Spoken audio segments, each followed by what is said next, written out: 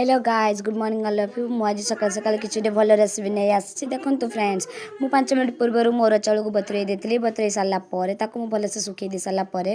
मु grinding करनेली grinding कर सारापर मुझे